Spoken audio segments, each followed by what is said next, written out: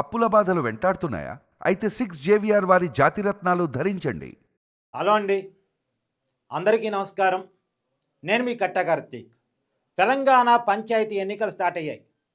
దాదాపుగా 4000 పంచాయతీలకు ఇవాళ ఎన్నికలు జరుగుతూ ఉన్నాయి. మధ్యాహ్నం 1 గంట వరకు ఎన్నికలు జరుగుతాయి. తర్వాత కౌంటింగ్ ఉంటుంది. ఈరోజే ఫలితాలు ఉంటాయి. కాకపోతే రాత్రి కావచ్చు ఫలితాలు వచ్చేసరికి. సో దాదాపుగా అంటే ఇదేమి పార్టీ గుర్తుల మీద జరుగుతున్న ఎన్నికలు కావు. ఏ పార్టీ గెలిచిందని చెప్పడానికి లేదు. కాకపోతే గెలిచిన వాళ్ళంతా అధికార పార్టీ వైపే ఉంటారు. ఎందుకంటే అధికార పార్టీ వైపు వస్తేనే నిధులు వస్తాయి కాబట్టి, పనులు అవుతాయి కాబట్టి సహజంగా అధికార పార్టీ వైపే ఉంటారు. సో మేజర్గా ఎవరు గెలిచినా కాంగ్రెస్ గెలిచినట్టే లెక్కలోకి వస్తాయి. కానీ అవకాశం కూడా అసలు అధికారంలో ఉన్న వాళ్ళకే ఎక్కువ అవకాశాలు ఉంటాయి. జనాలు కూడా ఇంకా 3 సంవత్సరాల అధికారం రేవంత్ రెడ్డి గారికి ఉంది కాబట్టి, ఇక ఇప్పుడు ప్రభుత్వం మారే ఎన్నికలేం కాదు కాబట్టి సహజంగానే కాంగ్రెస్ పార్టీ అభ్యర్థులకి, కాంగ్రెస్ పార్టీ మద్దతు ఇచ్చిన అభ్యర్థుల వైపు జనాలు మొగ్గు చూపే అవకాశం ఉంటుంది.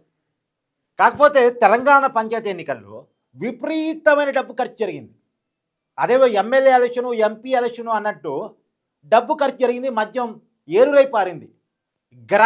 గ్రామాన మద్యం ఏరులై పారింది.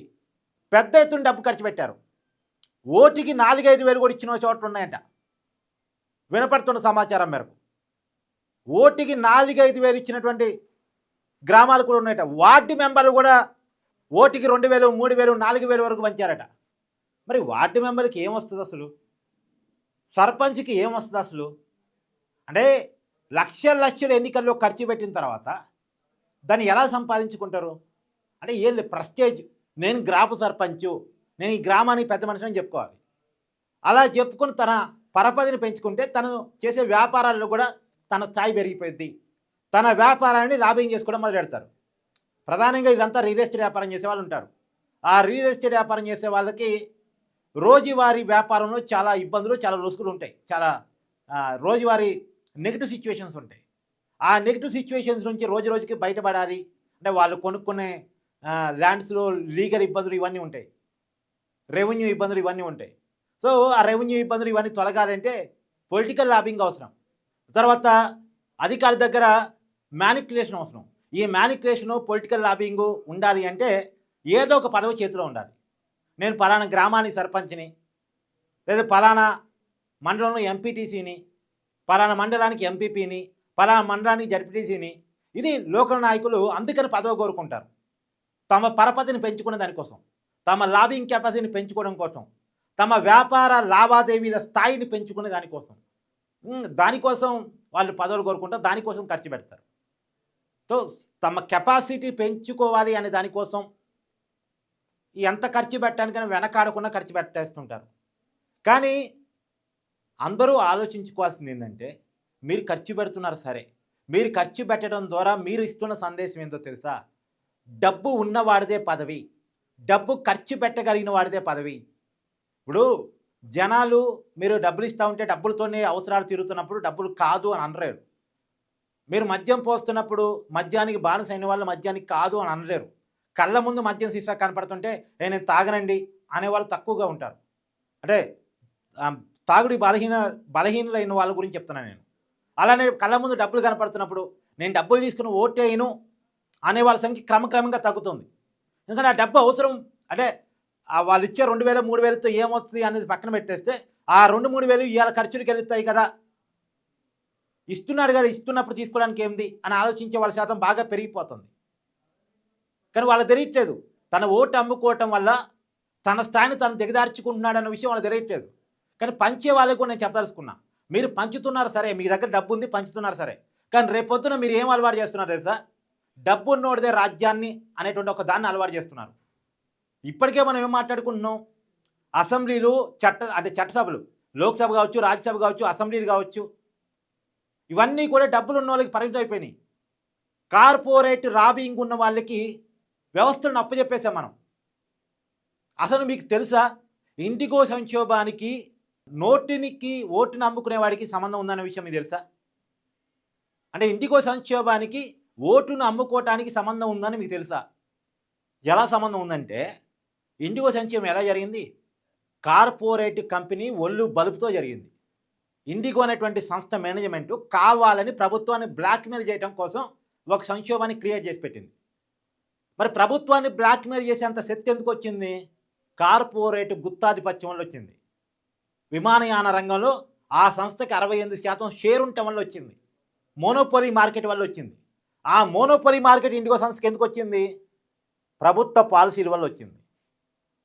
ప్రభుత్వం వాళ్ళకి ఫేవర్గా ఇన్నాళ్ళు చేస్తూ వచ్చింది కాబట్టి వాళ్ళు తమ ప్రభుత్వంతో వాళ్ళకున్నటువంటి లాబింగ్ కెపాసిటీని ఉపయోగించుకొని మోనోపోలీ మార్కెట్ని ఏర్పాటు చేసుకున్నారు.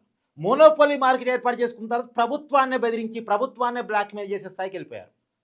చాలా వ్యవస్థలో ఇది ఉంది. మరి ఎందుకు ప్రభుత్వాలు ఒక సంస్థకు ఫేవర్ చేస్తున్నాయి? ఎందుకు కొన్ని సంస్థలు మోనోపోలీ మార్కెట్ని ఏర్పాటు చేసుకున్నాయి అంటే వాళ్ళు ఇచ్చే డబ్బులు ఏం చేస్తున్నాయి? ఎన్నికల్లో పంచుతున్నాయి, మళ్ళీ గెలుస్తున్నాయి. కొంత ఏళ్ళు పెట్టుకుంటారు, కొంత జనాన్ని పంచుతారు. మనం గుడ్డిగా ఆ డబ్బులు తీసుకొని ఓటేస్తాం. ఓటేసిన పాలకులు కార్పొరేట్ కంపెనీల కోసం పనిచేస్తారు, మన కోసం పనిచేయరు. కార్పొరేట్ కంపెనీలు వ్యవస్థను ఇలా గుప్పెల్లో పెట్టుకుంటాయి. దేశాన్ని నడిపిస్తుంది కార్పొరేట్ శక్తులే, ప్రభుత్వాలు కాదు. మీరెన్నుకున్నటువంటి ప్రభుత్వాలు, మీరెన్నుకున్న నాయకులు, మీరు ఓటేస్తున్న పార్టీలు రాజ్యాలు ఏలటం లేదు. ఆ పార్టీలు వెనకాల కార్పొరేట్ శక్తులు ఉంటున్నాయి. దానికి కారణం మీరు ఓటు అమ్ముకోవటం. రాజకీయ నాయకులు డబ్బులు ఎక్కడి నుంచి వస్తాయి? వాళ్ళు ఎవరికో ఫేవర్ చేసి పెడతారు. ఆ ఫేవర్ చేసిన వాడు సూట్ కేసులు పంపిస్తాడు. ఆ సూట్ కేసుల నుంచే కొన్ని సూట్ కేసులు ఇంట్లో పెట్టుకుంటాడు, కొన్ని సూట్ కేసులు జనం మీద పంచుతాడు. ఎందుకంటే ఆ పదవి ఉండాలి కాబట్టి. ఆ పదవి ఉంటేనే కదా సూట్ కేసులు వచ్చేది. ఆ పదవి చూసేగా సూట్ కేసులు పంపించేది.